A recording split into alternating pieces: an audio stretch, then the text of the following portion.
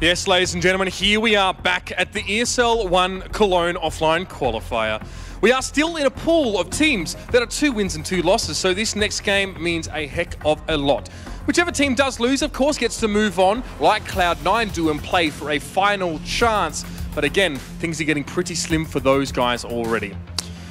So, which one of these next 2 teams will be moving on to the major? Firstly, we have Gambit, who fell tantalizingly short of qualifying yesterday when FaZe Clan continued their dominance throughout the entire tournament. But as I've said, I've spoken to Hooge, and he said they want the victory, they believe it to be theirs, and they're going to stop at nothing to get it. And then, of course, there's their opponents, G2 Esports, who've had a blistering run through the entire tournament until yesterday. They faced off against Mouseboards on Dust 2, and what happened next, no one could ever have predicted. The halftime score was 14-1. Dennis from Mouseboards was playing the game of his life, and there was nothing that G2 could do to stop them. They were there scratching their heads, had no idea what to do, so one must hope that last night they sat down and reassessed things, because a 16-1 loss in a game to qualify for the major is not going to set you in good spirits, and definitely not in good stead to get there in the first place. They're playing out the back, of course, side stage, so we won't be seeing them on stage, but who we will be seeing is the lovely face of Alex Machine Richardson and his band of merry analysts. Aww. Look, he's been so lovely to us. Thanks very much, Mitch. Awesome way to set the scene as well. G2 and Gambit, I think he's kind of hit the nail on the head with the whole no one could have predicted Natu Blue. No one could have foreseen that Dust 2 game, especially considering that prior to that, if we rewind the clocks and sitting with that mindset, that's a G2 that looked almost undefeatable. Yeah, I mean, this time around, it was just basically the individuals from T2 taking a day off. I mean, they were nowhere to be seen, none of them. I mean, we saw Scream, the one-tap master, just whiffing shots from like behind players, and in situations he'd connect 10 out of 10 times usually. So, I mean, if that keeps happening, obviously not going to win in rounds, are you? And Denny's obviously he was just destroying G2. So, like those 2 things combined, that's the scoreline you're getting. And Gambit just aren't interested in Dust 2 either. We are jumping straight into this veto, as it, of course, has been a pretty intense few games, keeping the rounds nice and close, which does mean, in the interest of time, we keep things short. Dust 2 already taken away by Gambit, despite G2's lackluster performance yesterday. Overpass added to the pile as well. Still haven't seen a single overpass, boys. We're not going to see that here either. Yeah, both teams have vetoed that map heavily. So, I mean, Train, when I coming into this, I thought would probably be the most logical map for this matchup, to be honest. Both teams really comfortable on the map. We're about to find out, obviously, Cash there left as well. But I would think probably Train is the more obvious out of the 2.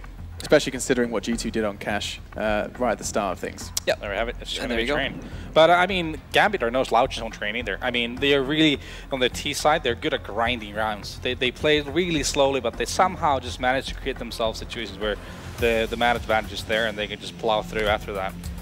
They come close to qualifying on that map yesterday as well. Just a few key clutches from mainly like Fox and players like that is what allows FaZe Clan, I think, to take that match over Gambit. So I wouldn't actually necessarily count Gambit outright here to lose this one either. I think there's actually a pretty strong chance that they could end up winning it over G2.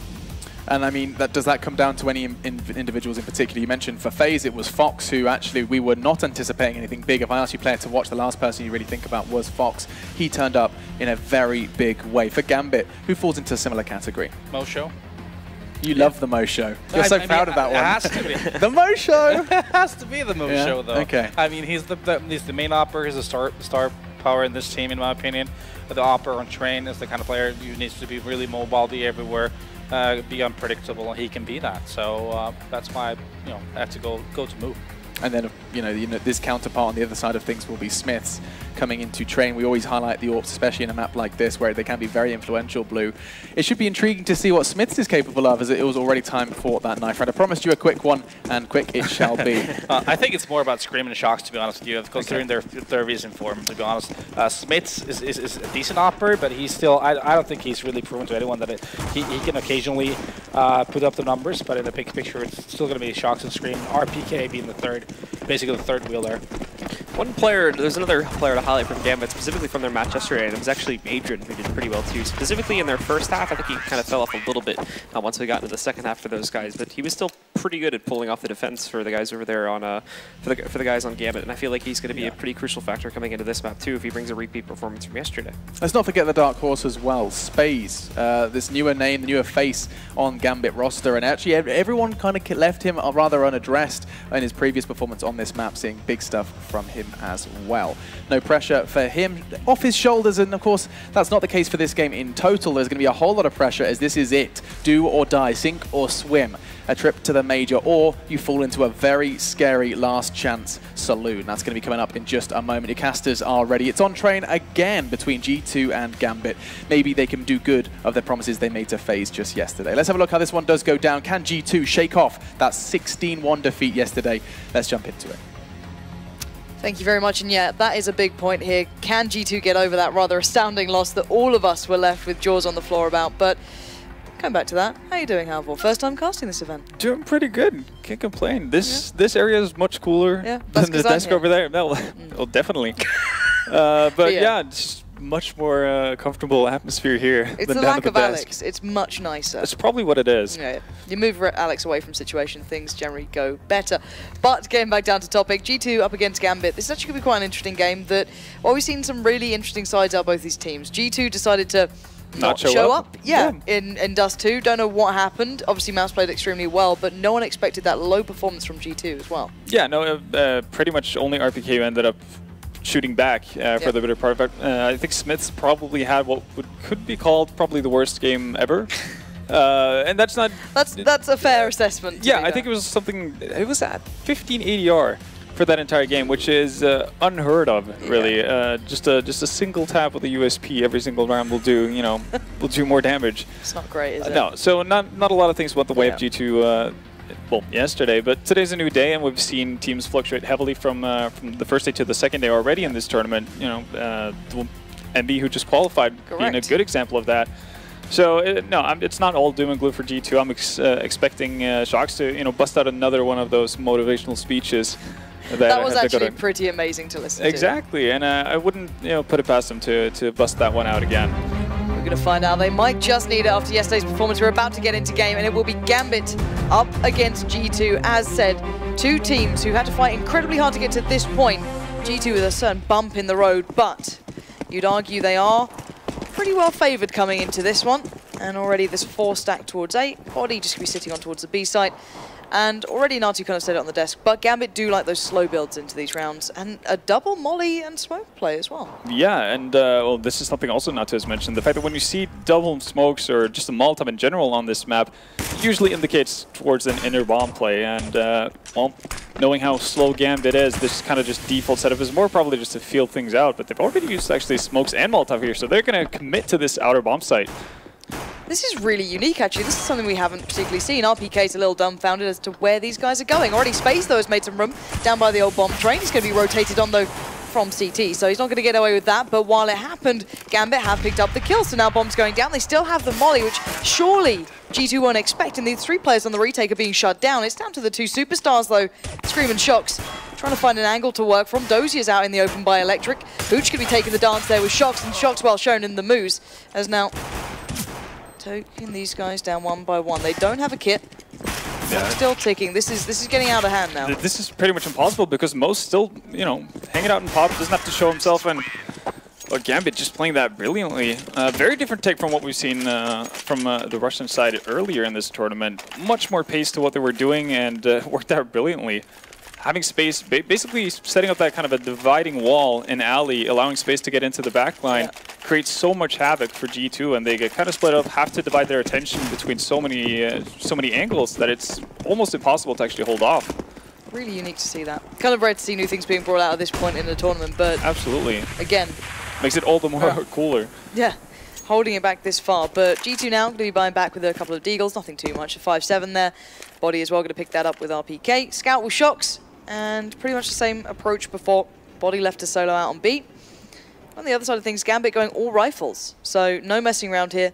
Again, a couple of mollies to maybe define some of these sites. Yeah, and I really like the fact that they do invest into mollies. We see it way too often that teams will happily go to rifles, but neglect the utility and, you know, end up running into stack or just not checking a corner that could have so easily been cleared out by a Molotov.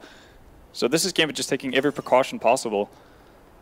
well, as of right now, just slow and steady is going to win the race for them. They're going to run into a scout from Shox here, so already taking a bit of damage.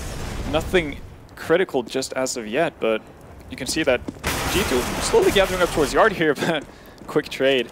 It's actually going to favor Gambit in this situation. Android falls up, and all of a sudden there's not really that many G2 members left. Shock sadly couldn't really support down by the push through from Ivy. Just gets outdone by the rifle in the hands of Adrian. Now Body just trying to do anything he can, but might be a little bit of an attempt in vain. Good start though towards space. 3 players left, still a nade there, no kit. I think that struggle was a little too vertical for him, so Gambit will make it 2. They lose out on 2 rifles throughout that, however, still have enough money to buy back in. Dozier could be lighter than before in this, and actually no, tell a lie, they're going to be sharing out the wealth. So all back to rifles, still no SMGs coming in to try and build up some money, but I guess if you're just playing, you know, round after round to get that on the board, no messing here, just try and focus solely on that, then why not? Again though, it might make the economy a little bit more fragile in the future. It might, but they're still on the seaside. It's going to be cheaper to rebuy as they go along, and if they end up getting in a bit of a rough track, they will have that money loss bonus, luckily, to benefit them. So, but I like this from Gambit. They're literally just saying early on that they're not willing to take any chances. They know that if they get the better rifles, they're going to be very, very happily taking challenges, especially going into the Yard when you can get some distance between the CTs and yourself. It's going to be a big factor coming into this, and you can see already the smokes, well, a smoke, should I say, coming into play. Not going to really do much as of yet. Just keeping them all tucked in, and RPK, Body, Smith, Shox, all kind of focused up down by the push by Ivy, but no one's really coming there. So Eyes will have to be down by, I guess, team main. And this time around, no mollies left on Gambit's side, so that bit of a trio around that 7 train might be a bit of an issue as Gambit push out, but Mal and Space seem to have no issues clearing that up, and they're just going to chip in as well. And so far, these anti-ecos working out swimmingly. Scream's still up in Sniper. Might be able to get one pick off here, but in the grand scope of things, whoa, okay. Won't be talking about those one taps for a while as Scream goes down without getting anything done. I'm surprised how long it took Gambit to actually look up there, if I'm honest. It actually kind of reminded me of the pistol round with Renegades. Oh, not your Stillo. You still, yeah. Oh, God, that was you had a bit of a rough go great. of it. Yeah, that's not one I want to remember. I was like, please just land the shot. make me not have to cast this. But Shox now, P250. I don't know if there's anyone close enough by to really do too much with it. That's starting to push the kind of range. This becomes incredibly effective. So, going to head out down Ivy. That's about it. Yeah, just going to try to push up as close to T-Connector as possible and see if you can find at least one frag. This looks very likely, though. Almost found Smo, but he's going to deal with that pretty handedly. So far, 2 very good anti-ecos coming in from Gambit, and I think this is the point where if they can fully stock up on nades, they didn't lose anyone, they're just going to slow the pace down by quite a bit. And now it's really on to G2 to actually be the aggressor here and try to force Gambit into making decisions they don't want to do, or be, you know, G2 having or taking the challenge of actually taking away map control.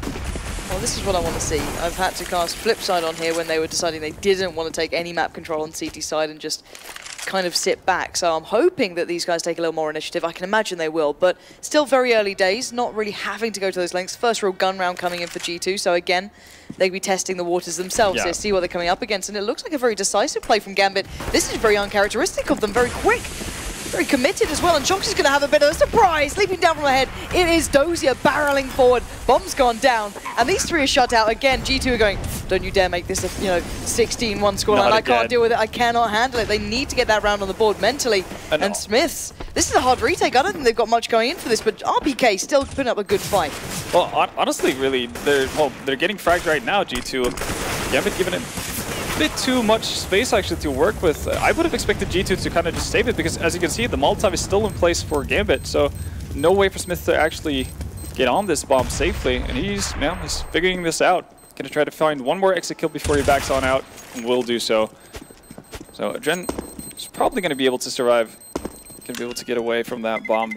Still very, again, change of pace from Gambit from what we saw in their first game on Train is just extremely drastic, and I think that might be catching G2 off guard, because you can see Shoxy, he didn't really have, or he wasn't aware of it, he just wasn't expecting it at the time. The thing is that if you go that quick and you're known as a slower team, generally you're going to see the CT side with their limited amount of utility just holding back. They're not going to do the initial kind of stopping power because they don't expect you to come out flying from upper. But there it was. Shox just got pinned in by Dozier jumping on him, basically. So that was a bit of a shock to the system, I imagine, for G2. So now what do they expect coming into this? Well, that's something you got to look out for is Mo. Again, the Mo show, something that Natu, we can't stop him talking about more than anything. He just keeps going on about it. But no, it is a very warranted thing. If he starts getting warm himself, that's a big threat here. Again, quite an impactful AWPer, and Smith's having a bit of a downturn, at least throughout this tournament, and a little to what we're used to, the consistency not there. That could be a huge problem now for G2, but hopefully they recover. They still have the M4 now with Smiths. They're looking to get some control down by Ivy. Just going to throw out a flash. Not actually going to go too aggressive after that, but you might be suspecting Mo actually having that passive positioning to back up his teammate. And not going to get anything out of it, actually. Just a lot of damage being given to Smith. I'm actually surprised that they won't swap the weapon over to the hands of RPK, because he still has light armor. I'll be able to do some more damage than Smith is in this type of situation. But now we're seeing more of what we expect from Gambit. Obviously, they know they're going up against Nico, so they don't want to take any silly risks, but they're just feeling their way forward. Already got the man advantage, so they can pretty much go wherever they want at this point. As long as they use their utilities, they should be all right. Oh, this is lovely as well. They pulled the 4 players over towards B, and it is a very nicely constructed A hit. Already Space going to be pushing forward as far as he can to try and get a nice quick angle, and anyone trying to rotate. So he'll put himself up top just to keep an eye above. Yeah. Bomb's now planted. Everyone's in a really good position. Gambit coming into this with their heads really screwed on now. Yeah, absolutely. They seem very focused. And G2 in that situation, they kind of have to go for something after a while. If they can't find information, they just have to stack a bomb site and hope for the best. Didn't work out this time. RPK will find Doja before getting taken out by Mo. Oh, body does find a drone as well, so there's still hope here for G2 to hold on to a couple of weapons and ease into that next spy round. See Smith's somewhat surprisingly actually still hunting for frags here. He's actually going to find space as well. Well, to be fair, Gambit's money is far from perfect. They do have 8k on Adrian, but everyone else is kind of a little worse for wear. Mo on 800. Hooch, fine on 4.6, but they could be okay now coming into this round with the bomb going off and another one back-to-back. But doing a little bit of damage here and there might have cost, or at least brought G2 with a chance to get themselves on a decent buy now. Yeah, no, it's definitely going to help out. You can see the saved weapons doing a fair bit for the economy. You can see Smith dropping off his call to buy an op, and they go directly to a double op setup. And we saw what happened to Flip Side yesterday. Not like this. When they went to a double op setup early on, it completely wrecked their economy. So G2 needs to find some results immediately if they're going to try to hold on to this. Okay, let's see how this goes. Let's see what Gambit bring to this, because they're showing some real difference in the way they're playing. Nice adaptation, different approaches, different pacing. I want to see this again. They can just hit the brakes here. We saw how much Flipside struggled coming up against a double AWP when they were doing those default A hits from Optic. So that could be another thing that maybe Gambit would look at if they want to do that, but how will they find out it's a double AWP here? You don't maybe assume that someone will go to it at this point. Maybe they've read into this well. We'll find out. If they hear Shox or see Shox with that AWP, that could give away a little bit of the game here, but oh, that's Hooch, you got to be careful if you want to step into that one.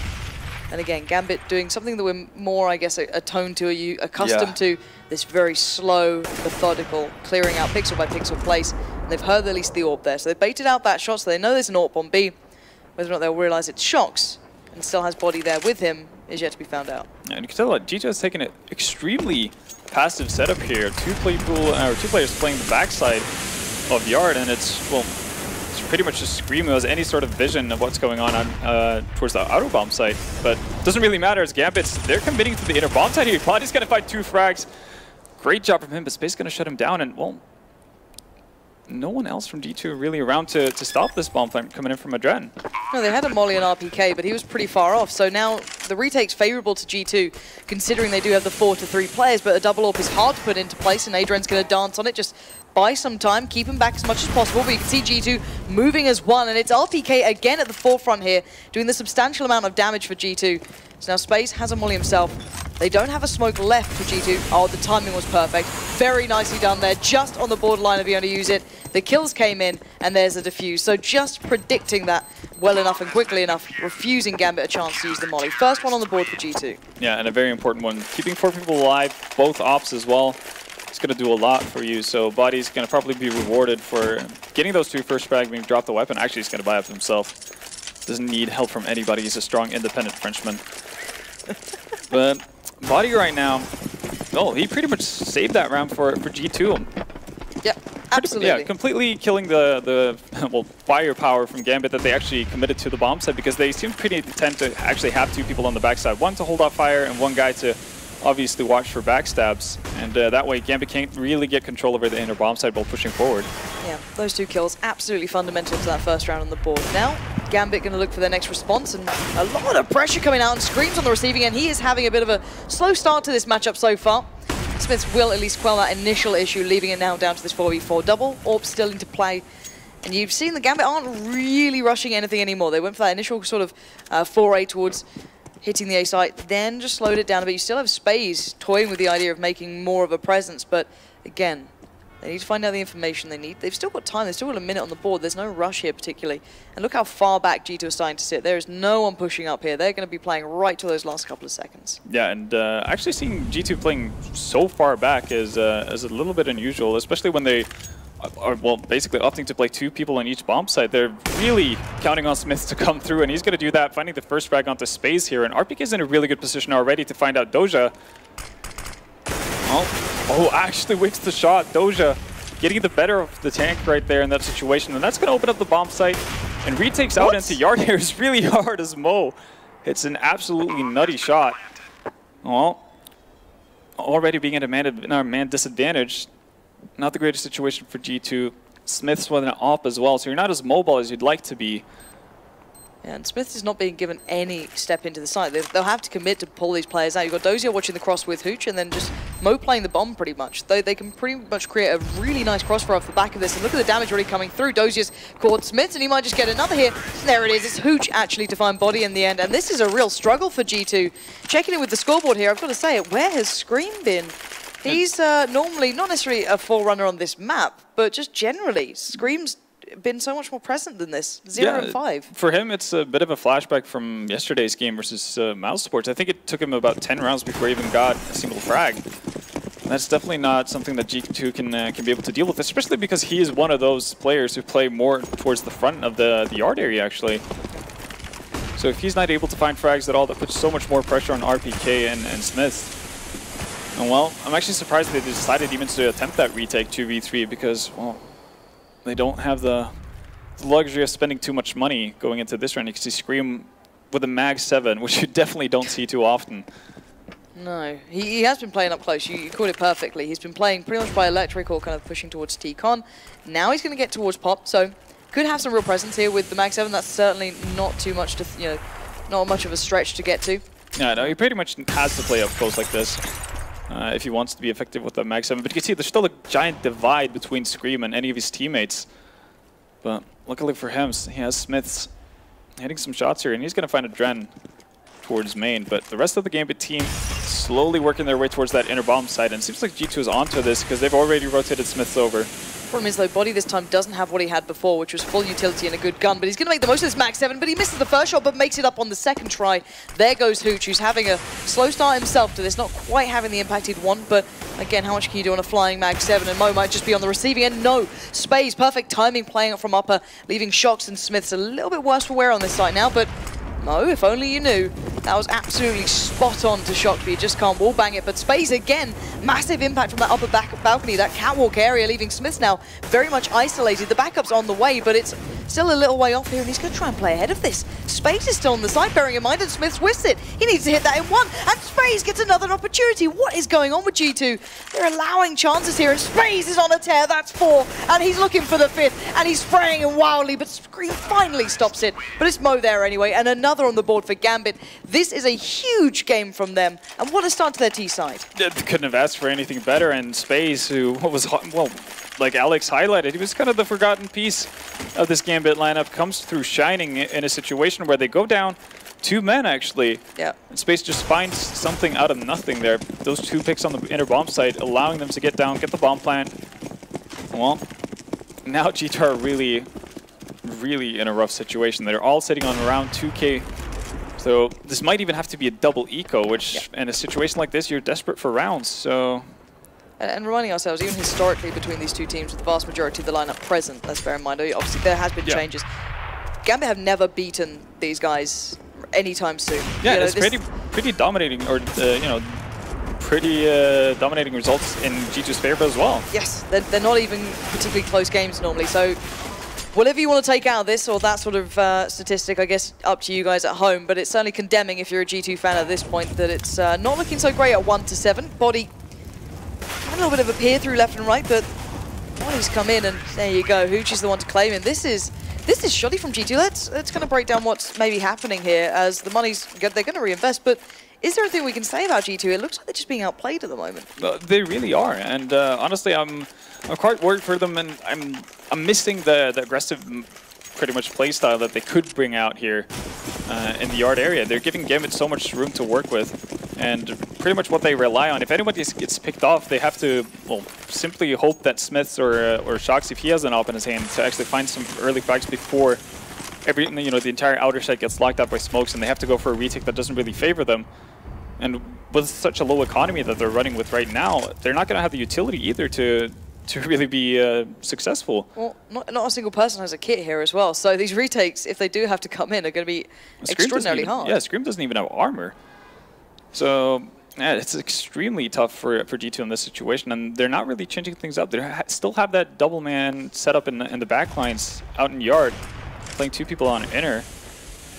I'm not sure if it's necessarily required. I don't know. We'll see. Again, the scoreline's really just saying what they're doing isn't working, and they should probably look for changes here. But they're just maybe at this point they're kind of scared to change. Well, if it gets worse, but how much worse can it get? No, you're going to have to make some adaptation. Exactly. At this point, it's kind of reminiscent of what we saw versus Mouse Sports yesterday, because there's nobody really from G2 who's actually standing out or giving Gambit a big fight. This has been pretty decisive runs coming out from the Russian squad. So no, if you're G2, you need to change something up, definitely. And with lacking utilities and whatnot, I'm not really sure why you want to wait and let Gambit execute onto you. Well, we're going to find out if they have maybe a trick up their sleeve or an idea of what's going on.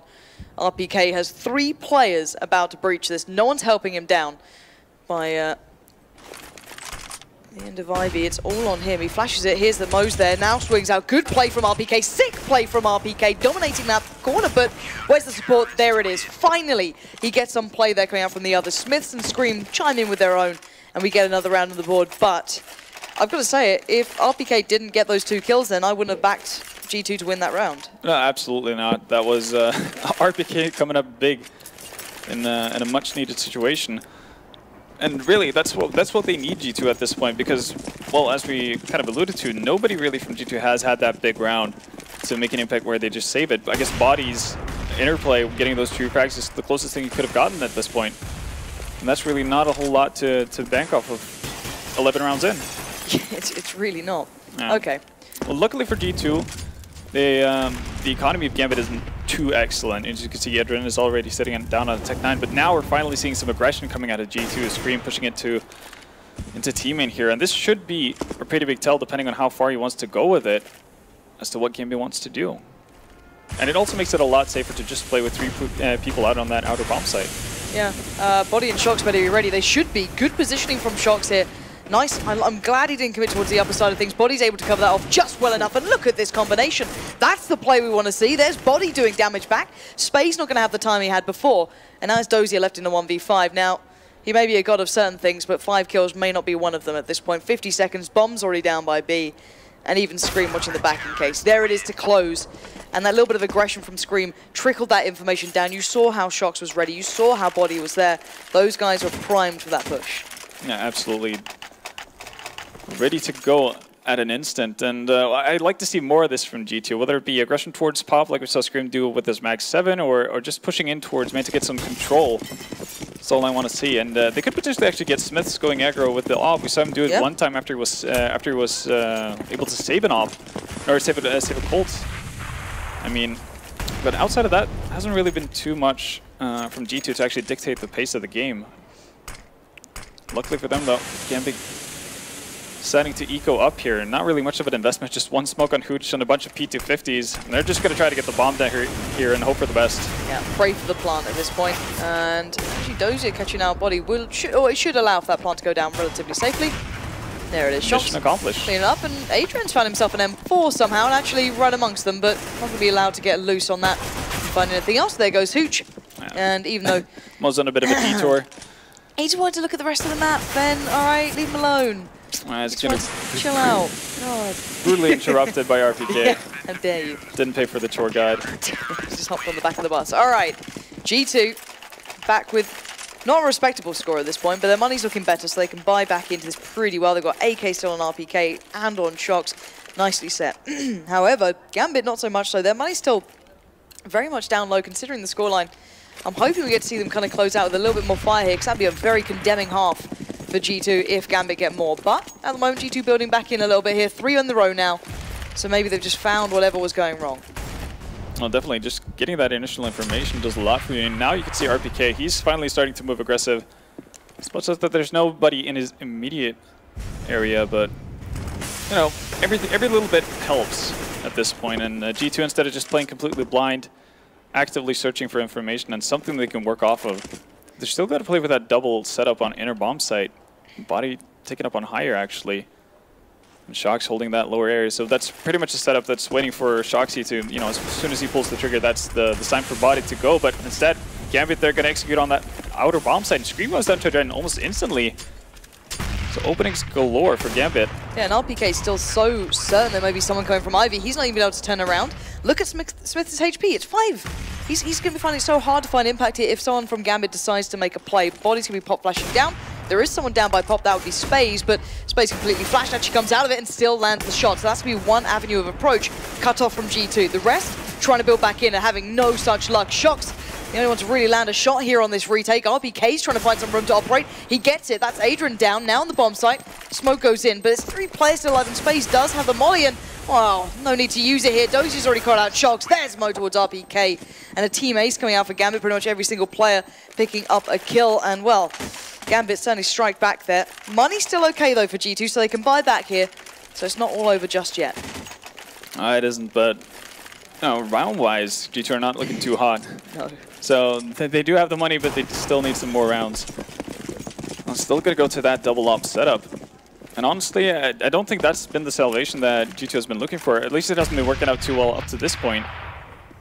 Yeah, you're spot on. As you said though, it's the aggression that's been working out every now and then. Body already pushing up actually might be a relatively telling sign. There's no one there to challenge him. Space is round the corner by the top of pop, so they could have a little bit of an exchange, but Gambit are doing this slow, encroaching round, so it's hard to read into this just yet. Yeah, and one of the things that Gambit might be getting aware of is the fact that G2 are, well, more often than not actually playing with 2 people on that inner bomb set, which does make Yard a much easier target. And, well, they do have a ton of nades to work with here, so they could pretty much set up for, well, the identical execute they did last round here, and you can see Joe just climbing up, and he's got 2 buddies with him, so this is going to be the exact same execute here. Yep. From the looks of it. As you said, when you have 2 players on B, that A side looks rather tantalizing to go for, but Scream this time decides to land a shot. Adrian goes down, Space responds, but it's all going to be Scream here at the moment. Hasn't been really challenged yet, finding a good angle to operate from, but now down so low. He's still on it, that's 3. Looking even for more here, he's got a point to prove, and I don't blame him. For a man of his caliber, he is finally starting to turn up. This could be the ace, he finally gets shut out by Hooch. But that was the performance you want to see from Scream, just sheer dominance, but there we have it. Defuse will come out, and G2 survive another round here. So I guess, well, you can put 2 on B when you have Scream just playing like that. Yeah, you definitely can if you get 4 kills around. Problem for G2, though, they haven't gotten it often enough. But definitely works out that time around. Gambit, with getting that bomb plant down, will get another buy-in for the last round of the first half. And, well, given how things started, if G2 can get to 6th round, that's the result that they should be okay with. All things taken into consideration. And, well, Gambit, they're actually putting up the pace here. Adren moving right out onto Yard. I'm wondering if he's going to be matched by the others, though, because they are not going towards A. It looks like a bit of a quick B hit, and Smith already has an idea this may be coming. And it's going to be Body, who's been doing wonderfully at this already. He's going to do pretty well so far, but it's Smith's to be supportive, and perfect support too. Space being plucked out of the air, leaving Dozier a little bit worse for wear. And how can he get himself out of this one? And actually, Shox and RPK still think this is A. They've backed away from this. Smiths is all alone now. He's going to surely check for Dozier. He has to check below him, and he does. Spots it out. That's the bomb. Call comes up. Shox and RPK get the hell back to B. Adrian's en route, but it's a little too late. Turns the flash well enough, and funny enough, actually flashed Smith more than anyone. But a good close for Smith there. 4 kills for him, and perfect positioning in the end. But a redeeming factor for G2 there in the half. However, this is still a strong lead for Gambit. Guys, we're going to go to a very short break, but when we're back, we'll be jumping into the second half between G2 and Gambit.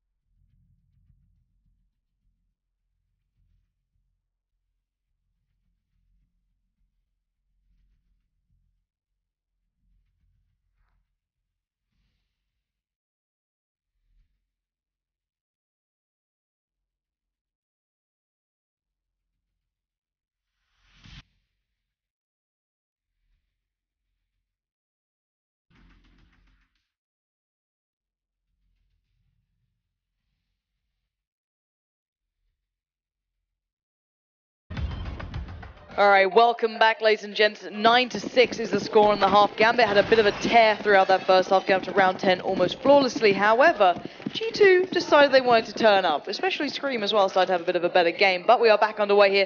On the T side now is G2, and they're going straight in towards B. And Dozier better be ready for what's coming his way. Does somehow find Smiths, but already Gambit having to rotate over here as G2 have their mind set. Adren planning to pick onto Adren, but no. Well, Adren finding the RPK, but Body's quickly going to retaliate with 2 frags on his own. Just continuously taking the fights here versus Gambit, and well, for now it's working out pretty nicely. Bomb still hasn't gone down though. That's dropped in front of the bomb train. Oh, Mo. Didn't want any of that, and well, I think someone from G2 forgot that they had the bomb on them. I don't disagree. I don't know why it would have ever been there otherwise. I've seen bombs kind of fly off in ridiculous directions, but not that quite far. that far. Yeah. And then Shox had a chance to actually go on a decent flank, but no, somehow those USPSs were absolutely crisp. So Gambit do get themselves started here in the second half with that first round win, which will, of course, allow them to go straight into the bye. Now, if we throw our minds back to their T side, they were straight up to those rifles. No SMGs were seen. Here we do at least have the MP9 coming out as scout for Mo, so it kind of makes sense. You want to build up more of an economy here as much as possible because it is so tough to break back in if you don't. Absolutely. Well, on Gambit's side, they have to be a bit worried. Versus space on train, they struggle quite a bit on their CT side. They even got broken, just going by an early buy coming up from FaZe. So they have to be on the lookout, and this is a pretty hefty investment coming in from the side of G2. Only Smith's really not opting to go for that armor because he's looking to get to that op. He's been doing a pretty good job of actually finding op frags here in this game so far, sitting on 14 frags. Well, this is a slow and steady pace coming in from G2. Gonna try to get a jump on Hooch. He does have backup though, sitting around 7 train. Actually, they're going to focus on space first, and that allows for Hooch to come around the back, but Shoxy with a well-placed deagle shot takes him down as well, and quite a bit of damage being done to Mo as well. Yeah, Adrian, though, should have been helping out on that T-con push. He didn't see anyone making it through, so they kind of got isolated. There you go. Mo's going to shut down the threat that was building from Shox, and leaving Smith, sadly, with only 19 HP to try and do anything. Going to get found in the end, and Adrian makes up for maybe a little bit of a slip earlier of just a line of sight not being quite in the right place. Frags. Yeah, just, you know, build them up. Build them up. All right, 11-6. And G2 this time not be able to get too much. They could maybe get a couple of pistols if they want to do a flash or two here or there. By down to around, what, 2K, I guess. So yeah, P250's coming out. Smith's absconding away from it, building towards that AWP, as you said. And more SMGs now coming out. We've got Space and Hooch both going for those because, well, this should be a massacre. Should. Yeah, should. That being the key word here. So Shoxy with that bomb flash, probably going to pop that over the little window in Dark Walls here, and basically G2 are just going to hope and pray that they get their bomb plant down to make this round worthwhile. Well, I guess semi-luckily for them, they're not the strongest defense here on the inner bomb side, but Doja with a great place nade already is just going to start mowing people down. Get some help from space in the meantime, but Scream finds 2 frags. Dren and Doja going down, but in the big picture of things, that's not the worst thing in the world for Gambit. They had pretty cheap buys coming into these 2 anti-ecos, as you mentioned. So, not the end of the world. Most, he was already planning to go up to that op. And Dren sitting pretty with quite a bit of money. He's actually going to drop the weapon as well.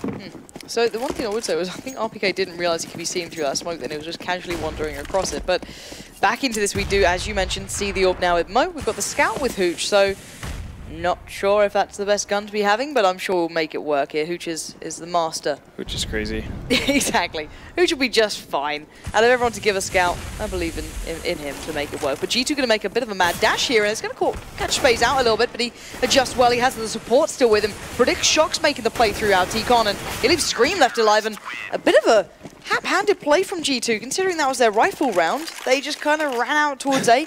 Didn't expect people pushed up or just watching their push. Yeah, and from looking at Gambit's the way they were set up, they were seemingly expecting it. Doja was the only one holding that inner bomb site, and he was holding it from the CT connector. So it took us, a total of 2 seconds before Gambit had all 5 players within reach of G2's push. And now, well, it's back to eco time for G2, and they're actually going to invest a little bit into this. Not the crazy amount, though. Just gonna turn around. Yeah, now you need to make work of that scout. Oh, he just gets mowed down. Absolute Tech 9 train coming into station. Space going to find one. RPK gets down low. That's pretty sick. Now 4v2. This is brilliant, but oh, they just don't expect the rest to be on the site or so close by. Dozier with a quick flank, but it's Scream to take the initiative, find the fight towards Space, leaving Dozier in the 1v2. He's got a kid, he's got a molly, and he just runs at them with no reason to. G2 allowed room to work here, and with such power coming down Ivy, Hooch just did not expect that. Yeah, Scout not being the best weapon to deal with that kind of a situation, and this is something that Gambit struggled with versus FaZe. That extremely fast-paced push, not necessarily towards Ivy, but just into Yard in general. So G2 perhaps finding a weakness in the armor of Gambit. I wonder if we're going to see more of that. Again, it's quite risky considering G2 are on such a tentative scoreline here, but they could definitely go for some of that. And wondering how much they can really punish Gambit for the same flaws that they faced off against FaZe. So keep your eyes towards that. At the moment, Hooch being far more attentive to Ivy, but he only has that 5-7 and 2 flashes. Does have the armor as well, but not exactly the perfect position. They're actually giving up a lot of that area, not playing off the corner of it, only Hooch watching it. This looks like it's going to be an A hit here, but we'll have to wait and see. Again, with a minute on the board, G2 could go anywhere they want still. There's plenty of time to pull themselves through, but with 3 of them coming back towards that T-spawn where those smokes go from, so it's quite likely to be at least an A intended hit. Yeah, very similar actually to what Gambit were doing a couple of rounds in a row there on their T side. And similarly, there's a Gambit player close up here towards T main in that space. He's going to find Body almost before Body expects to see anyone at all. And Scream has made his way out into Yard here. Won't actually find anything. Smith is going to return the frag, but at this point he's all by his lonesome and will be taken down. So as soon as G2 slow things down, Gambit seems to have a much better grasp of what to do. 100%, and really they're able to focus so much into that round that really G2 just looked disjointed. They made the push, they made the plays, but it felt one by one, being picked apart. And that's what is this by? This is... What is this by? Who knows? This is actually, yeah, this does not make a lot of sense, but this is, well, I guess this is desperation coming in from G2 here. Double op, they're solely going to rely on getting pickoffs with these ops. That's pretty much all they have to bank off of. They do have a couple of smokes and quite a few flashes, but how they're actually going to be able to, they can't really do a fast push with those double ops. So you can't go anywhere with them. It's exactly. So if Gambit just plays this as safely as possible and doesn't give away any frags, and while Space is moving on a Blade's edge here, well, got his head cut off. That's what you get, Space. No doing that. But that's going to kind of probably infuriate Gambit, unsure as to what they're coming up against, not knowing what the money's like, already seeing one orb out, let alone expecting the 2. This is a very, very, you know, it's a wild card that G2 have pulled out of the pack here. Absolutely. So if they're going to go for something, I guess, to sit in the double peaks, that's not going to help. Shox, perfect adjustment towards Hooch.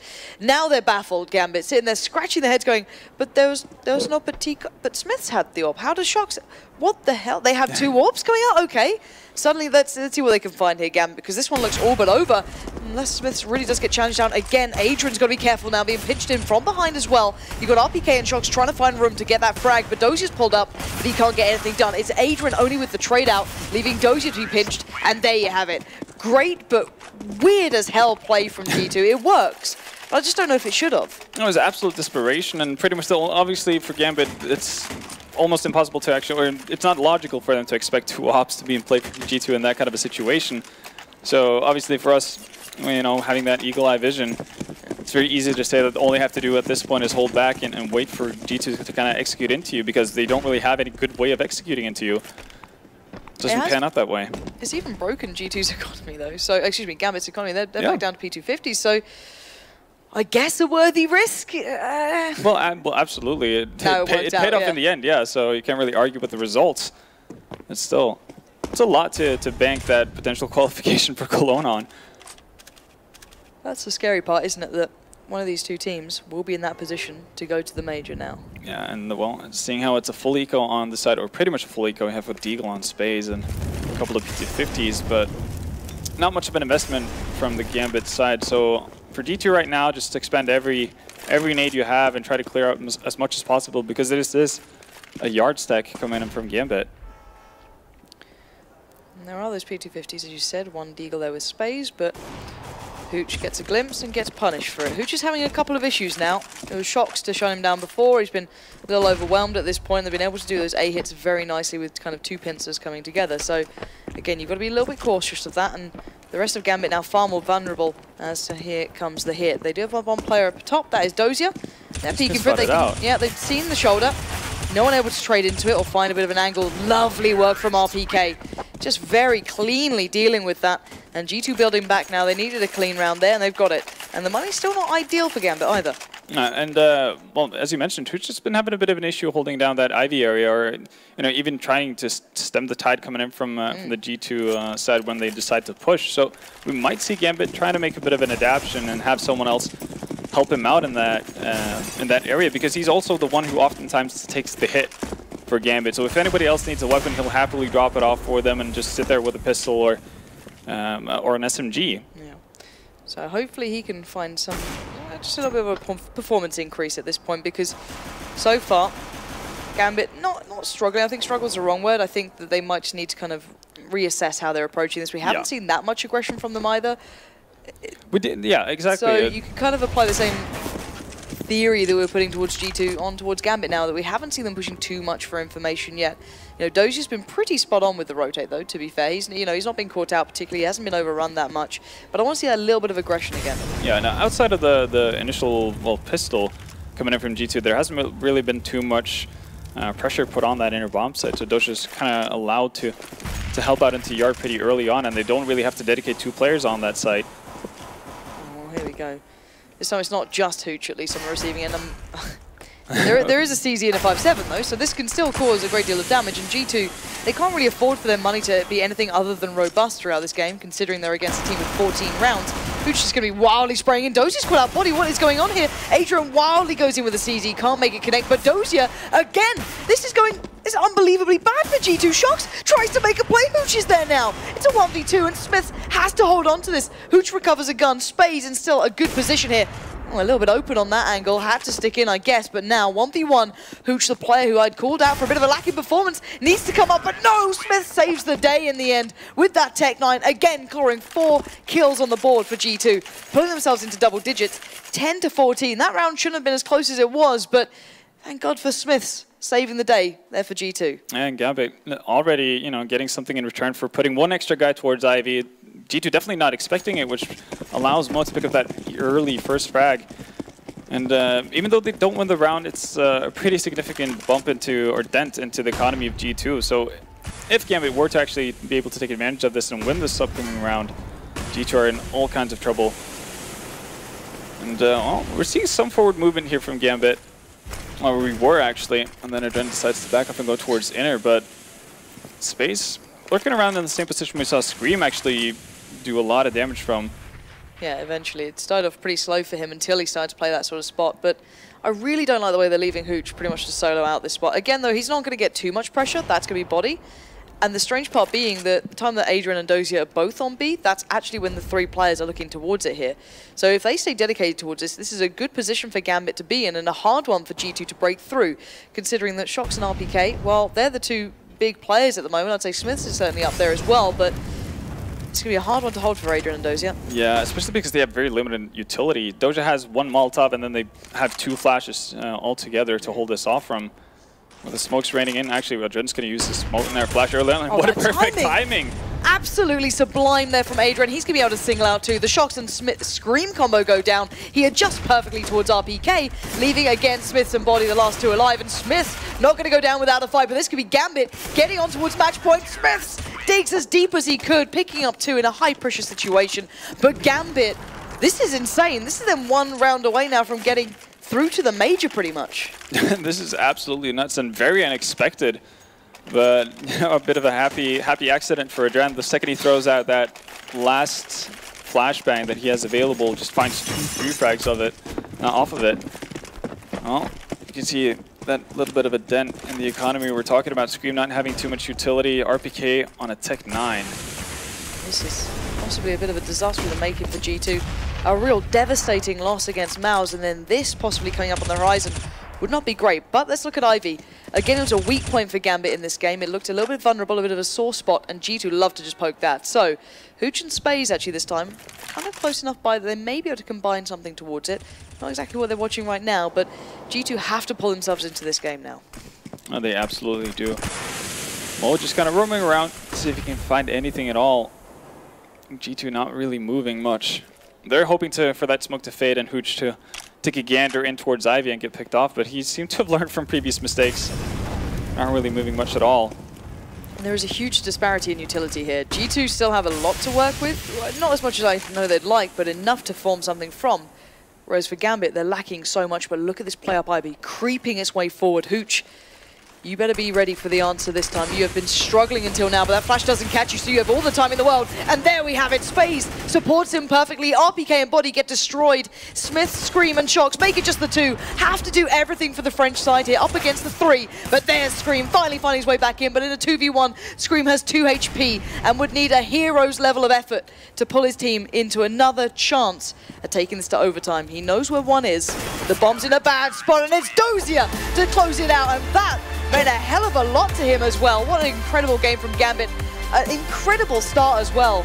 Their T side was something to be remembered, and G2 having to be reminded of what happened against that Mouse game until they suddenly started building it back in round 10. But not a pretty one for G2 there. Absolutely not, and for a team that, credited a lot of their success as of late due to their, down to their confidence, they have to feel shattered at this point. Yeah. They were looking at going through to this 3-0, easy as you like, then get absolutely destroyed by Miles Sports, and now they get, a pretty significant beating from Gambit here. This was Gambit's game all the way through. Yep, 100%, and 100% credit to Gambit more than anything. Individually, they played so well as well, and they played as a team. Their T side looked so formidable. It's an absolute pleasure to watch that, and G2 need to go back and reset, because that's pretty devastating to be put in that position now. I'm kind of surprised to be seeing it, if I'm honest. The pressure that's on them, because they were one of the teams that we felt were a lock to make it through to Cologne. Absolutely, with the way they've been playing as of late. And now, at the brink of elimination, Gambit on the other side,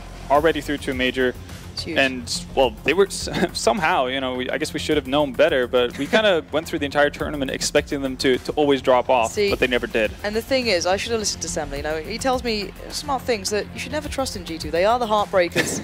They'll build you up and break you down. That's exactly what they've done here. But enough from us. Let's head over to the analysis desk, see what they had to say about that matchup. Thanks, guys. Indeed, I will be picking the brains of Natu and Blue, but first a reminder that it is not done yet. Yes, we've already seen another team secure a spot at the major. Gambit doing it against all odds and against the better judgment of the analysts here on the panel. But also, we have a last chance saloon for the remaining teams. We have 6 teams now. We're going to have 3 more one-map wonders going down after the draw does take place. With these results locked in, we're going to go ahead and start running that algorithm, randomly generating, of course, another set of games. And those games cannot, I repeat, cannot be repeat matchups. You will not see Tyloo versus G2 again, and so on. I'll explain more while the algorithm does its thing, but first let's talk a little bit about that matchup. Gambit doing it against what we said, a better judgment. Natu, Blue, what have you got for me? I mean, this was a very similar affair to the way we're playing against FaZe, to be honest with you. Bar, Fox, and those 2 massive rounds, basically, that just broke Gambit. We can see Hooch is pretty happy there right beside us for a reason, because they were playing phenomenally. I thought they've been playing really well all through this week, to be honest with you. Yeah. Like, really been grinding those rounds, and like the way they play is like they have both these really simple executes where they just pop flash out of somewhere, and also they can play really methodically, slowly, just making the numbers favor themselves before committing to a bomb site. And just while I still have you, Natu, not just the Mo show as well. They're not this one-dimensional team that we sometimes frame them to be. Gambit, I think, no doubt, the dark horse of this tournament, of this qualifier. And big shout out to Spaze as well, an individual who has no doubt exceeded expectations. Blue, what do you have to say about G2 and how they just seem to be joining? It seems something about French teams and not knowing where on earth their form lies. Yeah, I don't know what happened there. It's like we come into this event, it's what is it? It's Shox and Scream, right? That everybody's hyping up, and in that matchup again, Shox just goes missing. We don't know what happened. Went from gamers 2 to 2 gamers, and well, it wasn't necessarily 2 gamers anymore in that one. Well, Scream didn't have a frag for the first 6 or 7 rounds, so he finally started delivering as well. Yeah. Not the first time this week either. I mean, again, it felt to me a little bit also that G2's individuals were kind of missing, and seemed like they were really disconnected from one another in all situations, both sides really. And I mean, we'll be seeing more from them. That's what's so exciting about today. I mean, any CS fan is most definitely cancelling any plans they may have had for a Sunday evening, because they've got some serious big games on the cards. Just 3 of the 6 teams I have on this piece of paper: Tyloo, Hellraisers, Dignitas, Cloud9, Flipside, and G2. Just 3 of that 6. That's a pretty stacked 6. Will make it to the Cologne Major next month. And all bets are off right now. Yes. It seems to be. It's going to be that way. hearts are going to be broken among the next 3 or 4 hours here. Yeah. We figure out who exactly is going to be going to the major. It's going to be fun. It certainly will be fun. I do see Hooch standing by with Mitch. Not too sure whether they're ready. Mitch, give me a nod if you're ready, mate. He looks like he's ready. All right, then. Let's have a look at a very excited Hooch, who has just secured his spot at the major with Gambit. Thank you very much, dude. Yeah, I'm going to keep this one short because Hooch definitely has some backs to slap and some hugs to give out. But, dude, you walked in here still celebrating. You batted in. I haven't seen jumping like that since back home, seeing the kangaroos jump over the fences, mate. You look absolutely ecstatic. Tell me a little bit of what you said before we started this interview about how it feels right now. It feels amazing. It just not for the sun. I can't say that words, but it feels like really good. I'm proud of my team, of my teammates, and they played really good game, and I helped them a lot. So I'm just proud to be a part of it, and I'm happy that we are going to main event. Just lit.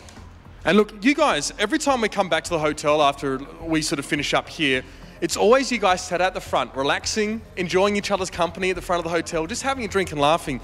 You guys seem to get along just really well in general, and I just see like a lot of mutual respect between you guys. Would you agree with that? Yes, we have a good chemistry in the team. Like we have a young guy who we joke about a lot, and like we know each other for a long time. And it's boring to sit just like after the games and like so we just having good time playing Uno and just preparing for the games. So as it looks, it works. Well, thank you so much for joining me over the weekend as well. You've given us such great insights. Go and celebrate with your team. Go and enjoy, dude. And there you have it. That is it. It's going to be Gambit going to the major. Incredible stuff here as well. Now, are we coming back to you, Alex? Yeah, we are. So we're going to come back to the analyst desk as well. We do need to find out our last 3 matches of the day. These are the last of the qualifier and the last chances for those 6 teams competing. A couple spots left for the major. Alex, I'd like to find out who's going to be able to grab them. Thanks very much, Mitch. Yeah, this is, you want to hear this. Okay, so stick around. You guys stick around. We have the draw, and these 3 matches truly are going to be turbulent, I think is the best way to describe them. I have them on a piece of paper. We can show you guys at home as well. This is the draw. Tyloo versus Dignitas. Just one of every single one of these matchups is going to be going to the major. Following that, Flipside versus Hellraisers, a CIS affair, and just one will make it. Will Hellraisers be able to return to the major, or Flipside? Are they going to break that habit of attending every single major? Following that one, G2 versus Cloud9. 2 teams that have been struggling with form. Now they'll have to find every scrap of it in order to get themselves to the major as well. I am starting to get a little nerdy and a little excited. You can see the excitement building because all 3 of those matchups do promise to be fantastic. Guys, I mean, like, can you choose one out of the 3? I'm not sure I could. Tyloo versus Cloud9 has got to be the highlight of that one, considering that both of those teams have been consistent Tyloo Dig. Or apologies, no, I meant G2 versus Cloud9 is what I meant to say there. G2 versus Cloud9, when you consider the fact that both of those teams have been very consistent presence at the majors for so long now, and now one of them is not going to be there. Yeah, and G2's form the last 2 games, I mean, it's been horrible. I think they've picked up, what, 10 rounds out of the last 30 or so they've played? Yeah. So it's not a great form they're in right now. Cloud9 kind of, you know, the T-sides have been what they have. Their CT-sides are okay, but the T-sides are not great for it. So this is going to be, yeah. What a heartbreak that would be for G2. Like, just talking assumptions right now. If Cloud9 somehow managed to win that game, and after G2's like amazing run over these past couple of weeks, ever like since starting a Pro League Finals, that now they don't qualify for the major. Like, who would suspect that to happen? I mean, there's already been heartbreak, right? You know, word on the street is Immortals were, you know, weeping after not making it to the major, and now, you know what, I wouldn't be surprised if it's a similar story for the ever passionate G2 and co, should they not make it. Of course, that will be our final game of the night. You've got a fantastic night ahead of you guys. For any CS fan out there, do be sure to tell your friends what is about to go down. There's only 3 spots left at this qualifier, and there are 6 teams competing. There's not much more to be said about that, other than it's time for a quick warm-up between Tyloo and Dignitas. They're going to go ahead and set themselves up for the first game of 3, and we're going to catch our breath as well as we prepare ourselves to get ever closer to having a locked-in 8 from the offline qualifier. Stay tuned.